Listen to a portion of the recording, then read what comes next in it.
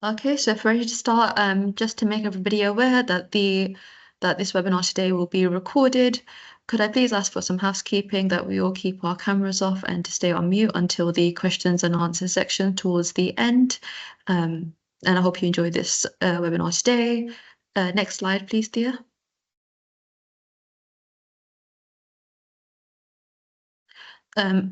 Just to make everybody aware that this toolkit is available to download online on birmingham.gov.uk, and we will distribute it to all attendees after this meeting. Next slide, please.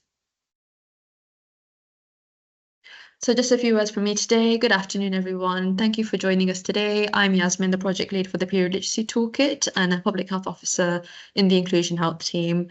I'm really proud to speak about why we commissioned this work and how it fits within the broader mission of our Inclusion Health team and Birmingham Public Health's approach to reducing health inequalities across the city.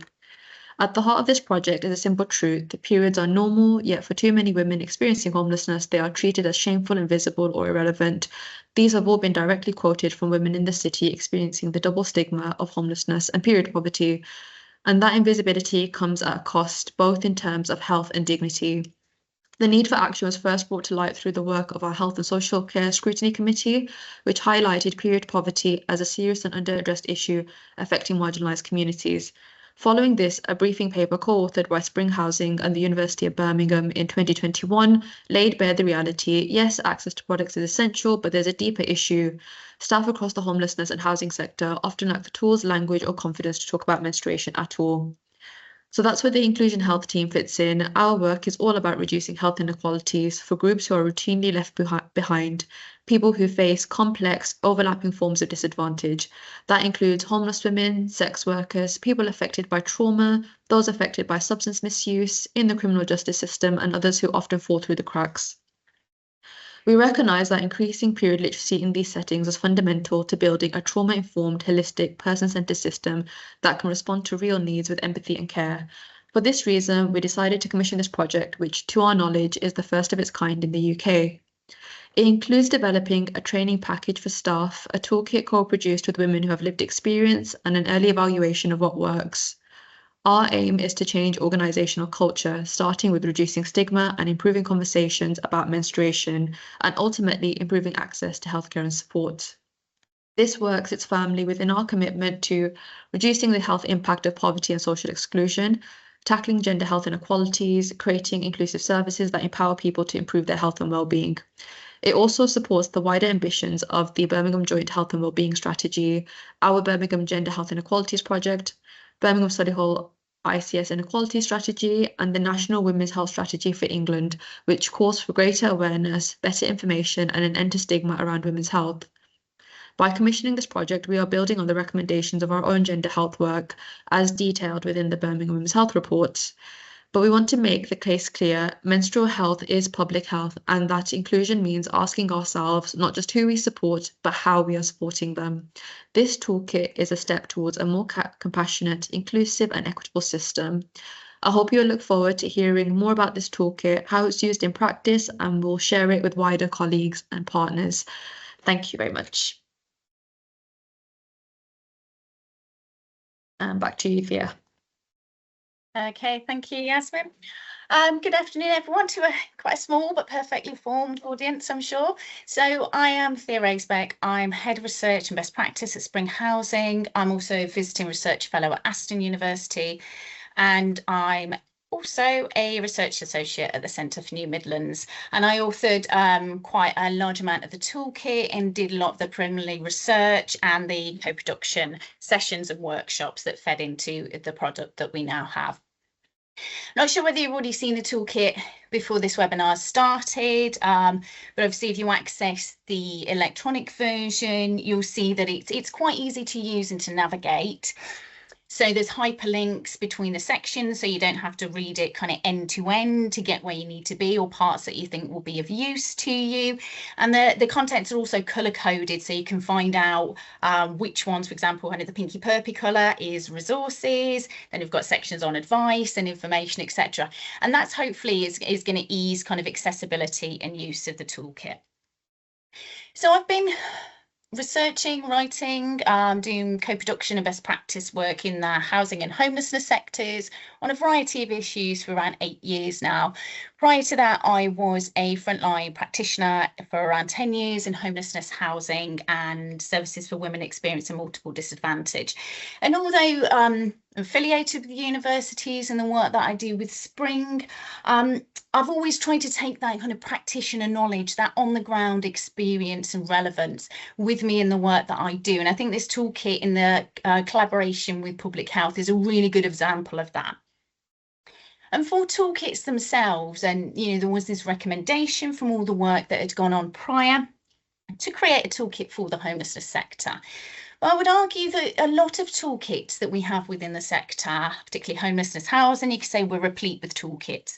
There's a lot of them around a variety of practice and policy issues, but quite often they can feel like no more than words on a page. There's a lot of knowledge that can help to create understanding, but it's quite hard to understand the practical applicability of that. And that's why we were very firm that the toolkit had a lot of resources, as you'll see as you go through the toolkit. There's posters, there's leaflets, there's pull-outs, there's workshop plans, and it is very bright and bold, and we hope meaningful and engaging. So we really did want to make sure that you can take the knowledge, the understanding, but it has that practical applicability within your day-to-day settings. I also wanted to really thank, just before I go on to some detail in the toolkit, the organisations and people with lived experience that helped us create this, so our co-producers of the toolkit. And as I said, I've been working in the sector for around 8 years on a variety of issues and never really struggled to engage people, get them to impart their knowledge, their experiences and understanding. It was very, very different when we initially came, and embarked on this process with the toolkit. And I think, it's probably quite interesting, and particularly for me as a researcher, when the process of creating something somehow replicates the very need for it. So, we're not used to talking about periods. People were, there was a lot of apprehension, a lot of misunderstanding about how it was relevant or how they could contribute. So I just did really want to thank again those organisations. They are all listed at the start of the toolkit, for trusting the process, for coming on board with us, sometimes stepping out of their comfort zone and really helping us to learn together to produce what we hope is going to be a really meaningful, useful and accessible toolkit. Okay. And so firstly, just defining our terms. So at the beginning of the toolkit, there's a lot of that kind of grounded knowledge in what it is that we're hoping to achieve and give you the kind of the basic tools and understanding around period literacy, period poverty and stigma. So firstly, period literacy. So what is it? I mean, this is certainly not a term that I was particularly familiar with. I will admit, before I started this work with public health, and I certainly don't think it's something that's necessarily in common parlance within homelessness, supported housing environments, although obviously we hope that it will do so with time. But period literacy refers to having the knowledge and skills for individuals and communities to understand, appraise and use information and services to make decisions about their period health. So it's about the knowledge, the understanding, but it's also about that choice and autonomy that comes alongside that. So period literacy, you can say it's quite an ongoing process. It involves both teaching and learning about periods. But what period literacy can do is enable women to identify problems, seek advice and support, and access treatment as necessary. So again, it's about knowing your body, being able to make choices with the understanding and support. And as well with period literacy, and probably, arguably most importantly, and a concept that overarches and underpins the whole of this toolkit is the notion of destigmatisation, ending stigma. So period literacy can help to reduce stigma around periods and can equip organisations with the tools to support service users effectively as and when they need advice, support and encouragement around their periods and menstrual health. And so what is period poverty? I'd imagine everybody on the call has at least some knowledge and awareness of period poverty. But what I would argue is that quite often our concepts, the way we conceptualise period poverty, is quite reductionist. So it's often reduced to that notion of access to supply, affordability of period products or period supplies. When, of course, it extends far beyond that. It's a human rights and economic and a cultural issue. And period poverty, going alongside that access to supply, is about ensuring people have support and are given choices about how to manage their periods and menstrual health. So again, how deeply tied it is to those notions of period literacy. And I would also argue with some of the preliminary work and research that fed into the recommendation to create this toolkit, that to coin a phrase is something of a poverty of knowledge, of willingness, understanding and ability to actually normalize conversations about periods, to talk about them, and to also understand the consequences and impacts of period poverty, both on someone's sense of self, their sense of their body and their health, and actually their ability and willingness to be able to seek support and to go about their lives effectively and in the way, arguably, that they should be able to. There's a lot of facts and figures, goes into more depth about this concept within the toolkit, but just a couple of really quite stark statistics. So one research report found that 75% of asylum-seeking women had struggled to obtain period pads or tampons whilst destitute. Another survey found that 1 in 5 women and girls had used toilet roll or sponges as they couldn't afford period products. So again, it's not just about that access to supply, it's the consequences of not having access to supply and how that can affect health and well-being. And again, the ability to actually live your life the way you should be able to. And so when we come on to period poverty and how that impacts on homeless women within Birmingham. So the toolkit has a lot, again, of kind of experiences, a lot of quotes, and a lot of really pulling together all of those experiences to really just give you a bit of a deeper knowledge and understanding, if you don't already have so, around what period poverty can mean for women whilst homeless in Birmingham. So quite often homeless women, particularly ones who will maybe kind of sofa surfing, as you might want to term it, or rough sleeping, we're saying, we don't have regular access to toilets or facilities, which can lead to using the same product for a long time, having products in when you've got a very, very heavy flow, not being able to change them, and, the consequences of that. So leaving a tampon or a pad in for a long time, it can in some cases cause infection.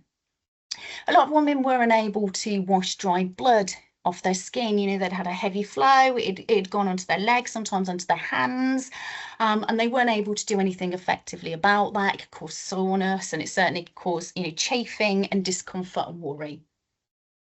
And as well, many women, as someone who's experiencing period poverty, alongside homelessness, compounding those issues. So worried that people could smell that they're on their periods because they didn't feel like they were able to change or wash as frequently as they like to. Feeling dirty and feeling embarrassed.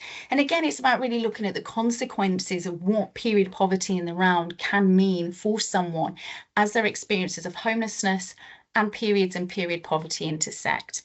And there's also in the toolkit experiences of people living in shared accommodation. So, for example, mixed sex accommodation in bathrooms, some of the difficulties, embarrassment and shame that could be caused by sharing a bathroom with a group of people you didn't really know very well whilst being on your period, access to cleaning products and everything that comes in the round, again, beyond supply, but can have really quite deep-seated consequences for people. And we also have a section around the notion of stigma and the notion of periods and period poverty and homelessness and how those interact and intersect. So what we've termed the double stigma of period poverty and homelessness, or you may term it a stigma within a stigma. But what we also wanted to do with this guidance, this grounding and really getting the understanding of what periods and period poverty can mean, is to have that positionality, to have that intersectional lens, to look at the inequalities and the interlinked barriers that may be affecting people who are accessing your service. So, for example, those interlinked issues of racism, of culture, of gender identities. Of course, I'm using women as a very lazy metonym to cover anybody that has periods, because of course we acknowledge and understand that not everybody who bleeds or has a period identifies as a woman, and how alienating and difficult it can be if you have a different gender identity than perhaps one you're assigned at birth, and how that can affect your ability to talk about, to understand and to access support. Also issues around neurodivergence and how they can impact on someone's understanding of their periods, and again, their willingness and ability to access support. And also substance misuse, which was one that came out really quite strongly, particularly with women with lived experience and practitioners who are working in that subsector of the homelessness sector as around. And really that idea that if you are misusing substances, your health can be affected. Often your body weight can become very low and your periods may stop, or depending on when that substance use started, you may never have had a period. And how difficult and alienating that can be for women in and of itself, but also as recovery may begin and those processes towards health and well-being start, the periods can actually restart or start for the first time. And how, without an understanding of that positionality of those women, how it may be difficult to get them to open up, to understand how we can help them, and understand how we can obviously incorporate that choice, autonomy, and understanding into their overall experiences of homelessness and periods. And finally, and again, probably something, a lens that overarches all of this is this notion of trauma. So the majority of women who are homeless will have at some point in their lives experienced often multiple and intersecting forms of violence, trauma, harm and abuse. One research report called it a near universal experience. And what this can mean is that women can find it very difficult to talk about their health, to talk about their bodies. The body can be a site of trauma. They may have fears of being intimately examined or using certain products that need to be inserted into the vagina, such as, and most commonly, tampons. And one woman that I spoke to in depth around her experiences of homelessness and period poverty, it said to me that she's experienced, a range of abuse throughout her whole life, right from childhood. She couldn't use tampons. Her genitals were a site of trauma for her. She found it very triggering and very difficult. She'd gone into a homelessness service and asked if they had any period products, and they brought out this box and all that was left was tampons. She found that very triggering. She found it very difficult to articulate why that was an issue for her, and didn't feel in that particular case that the environment that she was in was conducive to actually explaining her needs, her position, and working with that organisation to actually be able to find a better solution. So again, this notion of stigma, and there is a lot on language use, where some of those stigmas come from, how to overcome them. But this really is giving you a bit of an in the round look at how stigma can intersect with someone's identity, their social, their cultural positioning. And so the toolkit itself, after that's given quite a good grounding and background to what goes forth within the toolkit, but some of the aims and purposes. So as we talked about a bit, reducing stigma, it is really a key purpose and aim of this toolkit. So reducing stigma around periods, and there's a lot of trauma-informed guidance, tools within the toolkit that can actually help you to do that. It's also about highlighting inequalities, some of which I've just talked about on the previous slide. So that intersectionality, really understanding comprehensively the barriers that people may have to accessing care, the barriers people may have to talking about and understanding their periods. It's also to raise awareness, and this is about increasing understanding of the physical and psychological symptoms of period, of which there are vast, there are many. I think this one was quite an interesting point when we were doing the initial preliminary work and workshops and conversations to feed into the toolkit. They're particularly female practitioners quite often saying, well, I thought I knew everything about periods. I have periods, I get it, I've had them all my life. I don't really need any awareness and understanding of periods. But it wasn't until we started talking, sharing experiences, and really guiding ourselves through the process. The most were saying, I had absolutely no idea that this could happen. I didn't know things could be this way, or that was an issue. And I think that really does again speak to that notion of the long-standing stigma and taboo that we have around periods, that because we don't talk about it openly and regularly, you quite often only understand periods as refracted through the lens of your own experience. So this is really about raising awareness of periods in a comprehensive way. The toolkit is also aiming to provide guidance. So this is about guiding service improvement for staff, volunteers, frontline practitioners within homelessness type settings, There's a lot, as I've said, of sample workshop plans and resources, a lot of written guidance tips within the toolkit to actually enable you to use it in the best way to improve both your practice, but also I would say to improve organisational practice. There is guidance around how organisations can actually embed this approach, be open to talking about periods, to reducing stigma around periods. So I think really to affect lasting systemic change, there has to be a top-down, all-organisational approach. And as hopefully within the toolkit, there are tips, there are tools to enable that to begin to be embedded. There's also a section on debunking period myths. So there's a whole page and there's a few examples on the screen here of myths around periods, and then obviously the fact or, the debunking of that myth. And it's quite surprising really how pervasive and wide-ranging some of these myths can be. And it really is about understanding where myths come from. So they can originate from different cultures and societies. There are a wealth of beliefs, taboos and practices about periods that might be very different from your own or of one of people that you interact with regularly. But it's really, again, about understanding people's positionality, where those myths come from, how long they've carried them for, and how that can actually affect their understanding of their periods and their ability to actually be able to access support and help if needed. So again, those are all covered comprehensively within the toolkit, and again are about getting that deeper understanding. There's also guidance on period literacy within a toolkit. So, a real grounding in those basics of what a menstrual cycle is, what a period is. These are all illustrated with diagrams and examples of what that can mean kind of in real life or in practice. Information on what a normal period looks like. There's also support and guidance for tracking cycles. And this can be very important both for bodily autonomy, understanding your periods and making choices about your periods and menstrual health. But it can also be important for women to gather evidence and narrative should they want to access more upstream healthcare around any issues to do with their periods or menstrual health. And throughout all of these sections, and that we'll see throughout the toolkit, it really breaks it down at how practitioners can help individuals and people they're supporting with all of these issues.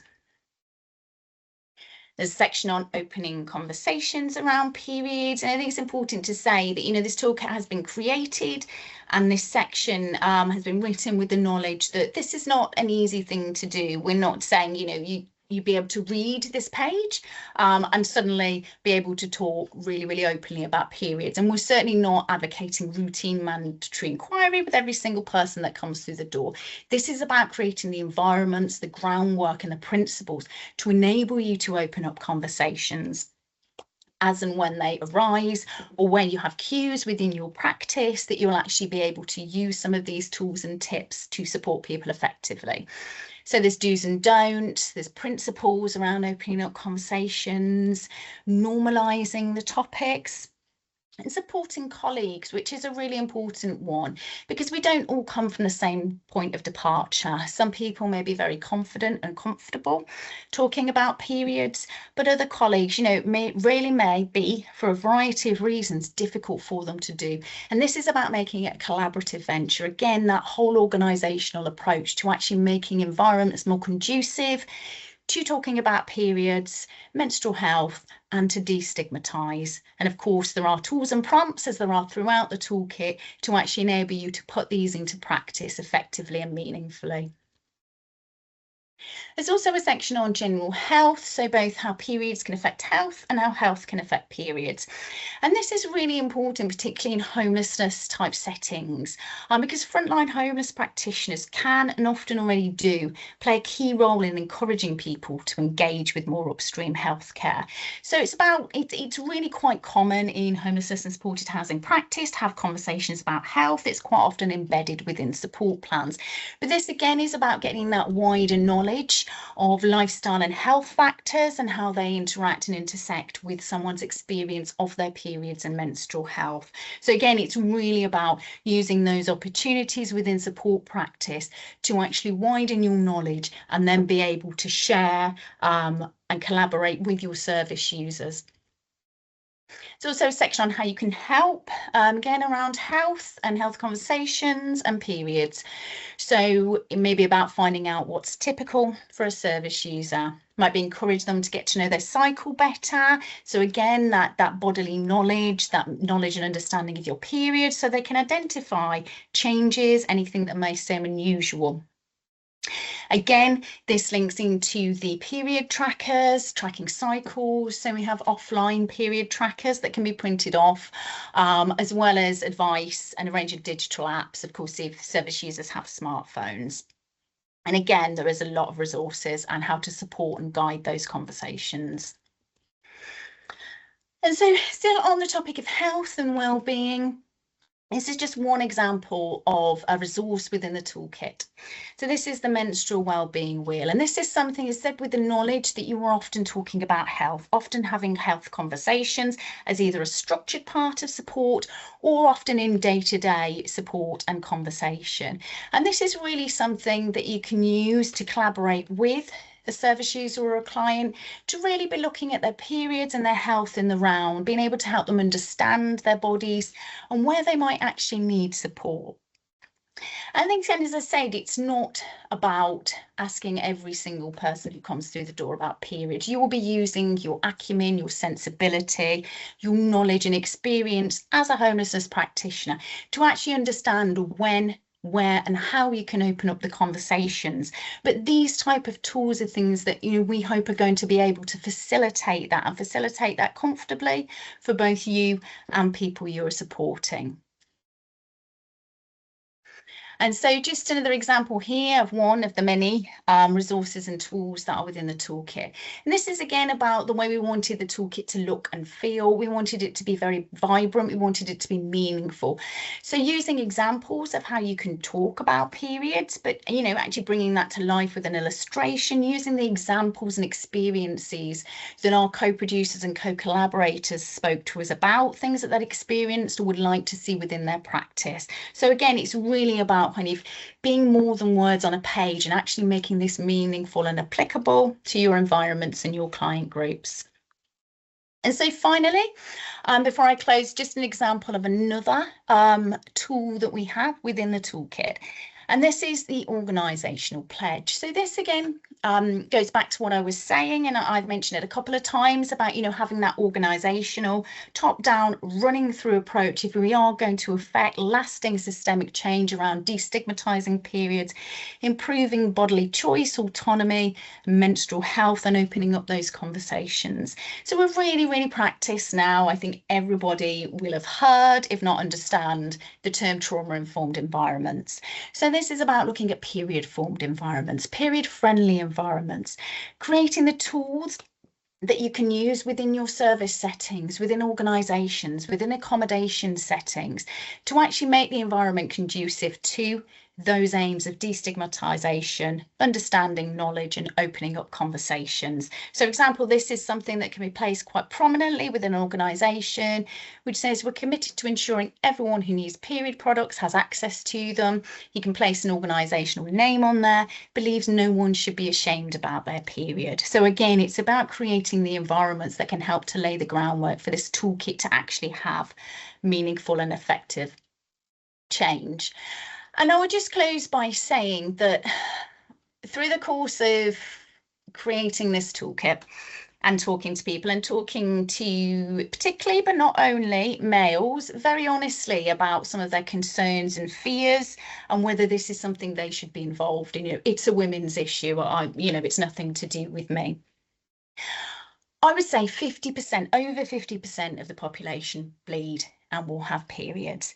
Many people who are supporting on a day-to-day basis will be bleeding, will be having a period, maybe experience a raft of other issues that intersect and are around that. You may never in your entire career as a homelessness practitioner speak to somebody about periods, but it's about being prepared. It's about having the knowledge, having the understanding, and actually being able to put that into practice as and when needed. So thank you. I'm done there. Thanks a lot, Thea. for that. We will have hopefully some time towards the end if you've got any questions, so please feel free to add them in the chat. We've now got Anna who will be joining on the call for us. Anna, are you there? Yes, I am. Anna is going to take us through the NHS and clinical perspective on the Period Literacy Toolkit. She contributed quite a lot towards this toolkit as well and towards its development. So yeah, Anna, take the call. Okay, right. I'm sort of balancing this quite delicately on a couple of cushions, and you get it kind of humor me for this. I'm currently traveling in South America, which is why I'm also clutching my morning coffee, and it's quite early here, but that's absolutely fine. I was super delighted to be involved with the toolkit because I'm passionate about this sort of project. I'm a doctor and I've worked in different settings in women's health in the UK, in the NHS for over 30 years. And a lot of my work has particularly involved working with very disadvantaged women and sort of marginalized groups. Nowadays, I work less clinically and work mainly with sort of charities on health education projects. If you look through the toolkit, you'll see some data from Bloody Good Period. That's a charity I work with a lot and design their education programs and deliver training and stuff like that. So I was just curious about this, and I think that certainly people struggling with housing, homelessness, and are a particular subset that really has often been excluded. So, I mean, obviously, Thea's given a really thorough run through of the toolkit, and I don't want to sort of repeat what she said. I just want to highlight a couple of points that, from my point of view as a doctor, I find particularly important. Now, you know, Malala actually said, you know, we can't all succeed when half of us are held back. And I think it's really important to emphasize this extra difficulty that women struggle with, in addition to all the other problems they have if they fall within the homelessness community. And I just also want to say, and I know Thea has highlighted it, I caught part of her talk, you know, that when I say women, I'm just being lazy, really. It's everybody who menstruates. And it's important to realize that people who menstruate who are not identifying as women face yet another barrier. And what I'm trying to get through to you is that you, as homelessness practitioners, are in an absolutely unique position to give women the confidence to come into health settings, to sort of get help, get support. I know it's all the support in the homelessness sector, it's about the products and things, but my point of view is basically I want to make my life easier as a doctor. I want to get these people through the door. I want to be able to help them with their period, women's health, and any other issues. And so also when I say doctors, I don't just mean doctors. And I think we need to get very much away from the sort of idea of a, you know, white middle-aged bloke with a tie. And I think that that stigma is that sort of perception is still there in a lot of people. And, you know, we mustn't forget all the great work that, you know, all the other healthcare professionals are doing, who also sometimes are much more accessible to or feel more accessible than speaking to a doctor. I don't think I'm quite scary, but people sometimes find that, you know, approaching a doctor is a more scary thing than go to, say, a pharmacist or a paramedic or a nurse or a sexual health clinic or something. What have I learned in my work with, you know, disadvantaged communities? And actually, it's not just disadvantaged communities. It is absolutely shocking what lack of basic knowledge and understanding of bodily functions and bodily physiology there is. And, you know, I sort of spoke at the meeting last week, and I can just bring in another example. Yesterday, I was on a long distance bus in Chile, and there was a young British woman, bright university graduate, absolutely curled up, vomiting her guts out. And I thought she had a stomach bug. No, she just had bad periods. And when she told me her story about trying to access help, I thought, well, what chance would somebody with limited education, limited, you know, other facilities have? And that's the other thing. There isn't just the basic knowledge and the kind of, oh, you got to put up with this sort of thing, but there is also, you know, doctors, when we do kind of doctory exams, we get extra brownie points for offering the patient a leaflet. Well, that's great, but, you know, written English isn't really help for everybody. And also all the well woman checks that the NHS is so proud of. I'm not dissing it, but it does not reach the people it has to reach quite regularly.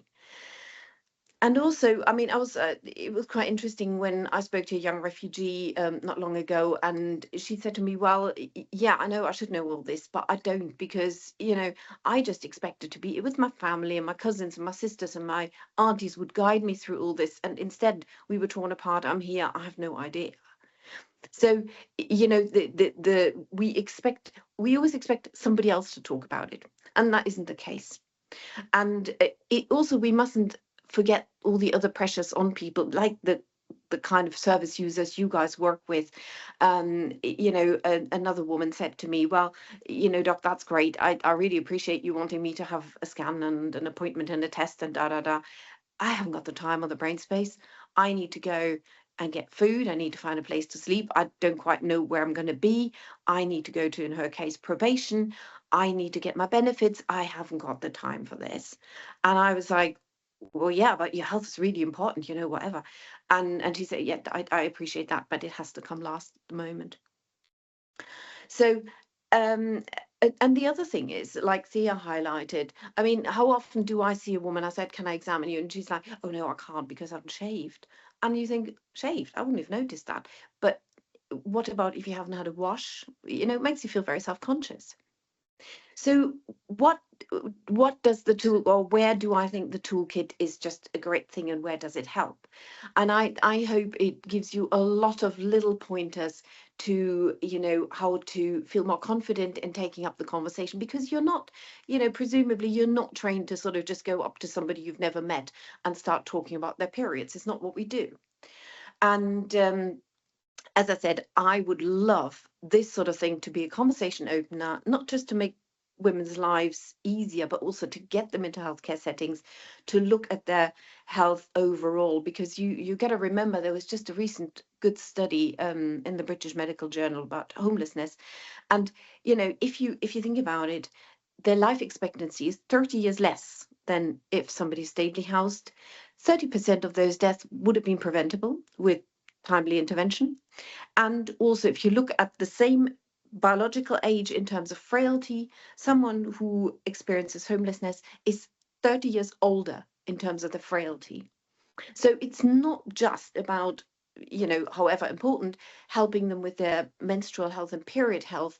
It's I think this is a great way of looking at their overall health, and, you know, maybe regaining some confidence that, you know, people are interested, people do want to talk about their health to service users. And if this toolkit can help you a little bit do this without embarrassment and a bit more confidence, then that's, I think, all that I would want. And let's make it very, very clear. I really, with the medical information I put in there, I do not want you to become little mini GPs and kind of sort their medical problems. I definitely not. The information there is background for you to kind of feel more confident, have a bit of understanding. Oh, that's kind of normal. Oh, that is definitely not normal. It just, you know, gives you a little bit of background to read up if you're interested. And, you know, let's also just reiterate, I think together with that, I do appreciate that the NHS can be very difficult to navigate, especially if you're not confident in yourselves. And if you, as the contact people, as the homelessness practitioners, are sort of someone who is a bit more confident, that can be, you know, making a world of a difference to a service user. Like the lovely young girl on the bus yesterday, you know, she was so bright, but she couldn't navigate the NHS. I said, well, have you tried this? Have you gone there? And she was like, I didn't know I could do that. And, you know, that is tragic. I hope she will now. So that's also why I've put quite a lot into the what is normal section, because also sometimes people are quite happy to sort of, if they feel, yeah, I've gone to a healthcare practitioner, or I've spoken to someone and this is kind of normal, fine, okay, I'm happy to live with it. Or alternatively, don't forget that if something is, so to speak, normal, but it's difficult for the woman to cope with, or even she has coped with it all her life, it doesn't mean that maybe we couldn't help. You know, my lovely girl on the bus yesterday, Hannah, she obviously coped by always having like 2 days out of work every month. I mean, how stupid, how ridiculous. And she kind of coped, but that's not on. I mean, we can make that better. So from your point of view, have a super, super low threshold of encouraging women to take up healthcare support, to, offer and come with them maybe, or sort of encourage them with their rights. You know, it's still widely held, but it is not the legal situation. You do not need ID, or you do not need proof of address to register with the GP. I know it's easier, but let that be the GP practice's problem. I trained as a GP. I know it's not easy, but hey, we can do it. And they can ask for an interpreter. They can ask for someone to come with them. With an interpreter, it's well worth booking beforehand. It's sometimes a bit more difficult to get on the phone, and it's not the same. But you can have an interpreter. You can bring someone with you. You can choose if you want to be examined, what position you want to be examined. There is a lot of choice, and if you go to a GP about your period problems, it does not need to say that you will definitely be examined. And if you're really not getting any joy at your current GP, you can change GP. There's other access to health. I know it changes every 10 minutes, which is irritating, urgent care centres, but there's pharmacies, and they can prescribe. There is increasingly more sort of other healthcare settings where you have nurses and paramedics. Sexual health services are great. I know they're also being cut back, but it depends on your area, and if you're a bit more familiar with what there is in your area, I'm sure you'd be a great guidance to the population you serve. And again, just to say, you aren't supposed to judge their medical issues, just to guide and encourage. So that's why I find this opening the conversation and mythbuster section so good. The kind of myths there are, as Thea said, there are so many, and these are just very common examples, and they're also culturally so different. I made the big mistake of talking to a group of West African refugees, and I was sort of selling this, we can stop your periods, and they looked at me totally aghast. And then somebody piped up and said, oh, but we want periods. And I was like, oops, oh dear. So, never assume what the problem is, never assume what their belief behind it is. And that's where the open the conversation section is great. If you're not embarrassed, then you will get people to open up. If you signal that you're happy to talk about it. In sexual health, we always say, you have to say the dirty word. You have to come up with the topic, because it signals, I'm happy to talk about it. What about you? So I know Thea said, it's not a routine inquiry, but certainly sort of offering period products and a gentle inquiry could be part of just a routine conversation. Just make sure it's like an open question that gives the woman time to answer. It's no good having a tick boxy, oh, you're right for periods. That, nobody will pipe up and say, actually, I'd like, 20 minutes to talk about this. So just saying, well, we offer everybody period products, and, we also like to support you with your period health and menstrual health. Is there something you'd want to talk about? That's absolutely fine. And wait for an answer. And people are going to be a bit hesitant, and that's, again, normal. And, they might not want to take it up at the time, advice about cycle tracking and all this, but they might come back. And also word spreads so fast, they will just go around saying, do you know what, oh gosh, you've got problems with your periods. There's this really nice person, this homelessness practitioner, she really asked and was interested, maybe why don't you go to talk to her? And that will just really change the atmosphere and the conversation. Also, I know Thea mentioned, and we're seeing this with Bloody Good Period quite a lot, we need to be very clear that for many people experiencing homelessness or abuse survivors, you know, and also different cultures. Remember FGM, female cutting, you know, tampons and reusable products aren't practical. You know, if you can't wash, if you can't insert a tampon, or you're scared, or it triggers. So we find a bloody good period, however much we want to work sustainably, that, you know, single-use pads are the things people go for. And I think if at all possible, that's something probably that would also be realistic for you, your organizations. Then obviously in the period problem section in the toolkit, I've just tried to highlight a couple of the most common things that we see. And again, just to give you a bit of a taster, and I don't want to go through this at all right now because it's a lot of information. It's more for your information if you want to read up and as a reference. But again, you know, it's interesting, you know, just ask about what people think might be wrong is often a great way of getting them to open up about their problems, because don't assume what their concern is. Often they're worried it's cancer. That's a common one. And often you can just dispel it by saying, well, that is really not normally a symptom, but why don't you go and see someone just to get it checked out? Again, that opens all the doors. So, and also, I have to admit, doctors are just terrible. When patients come in and say, I've got a problem with X, we tend to interrupt them after about 20 seconds. Honestly, it's awful.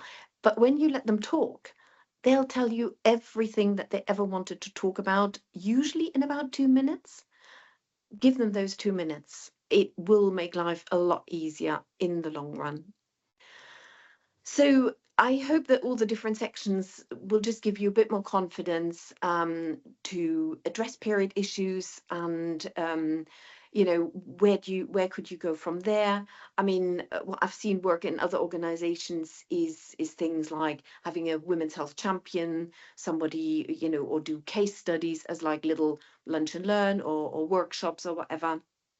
Have a regular item on the staff agenda, especially to monitor the toolkit and the use. And hopefully, I would be certainly super interested to hear any feedback, or you know, also I'm extremely interested in working with any other organizations that might need or want further sort of, you know, pointers towards period literacy and anything to do with women's health. I can't at the moment see the time, and I'm very aware it's your lunch hour and I don't want to overrun. So I think I'll leave it here, and I'm very happy to stay on a bit for questions. Thanks a lot for that, Anna. We'll just have a few, if there's any questions, please raise your hand.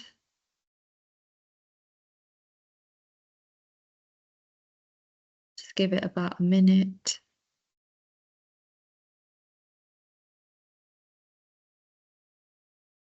I don't think there's any questions, as I've just looked through the chat and no hands have been raised. So we thank you very much for joining our webinar today. As I mentioned before, this toolkit is available on birmingham.gov.uk, or you can scan the QR code.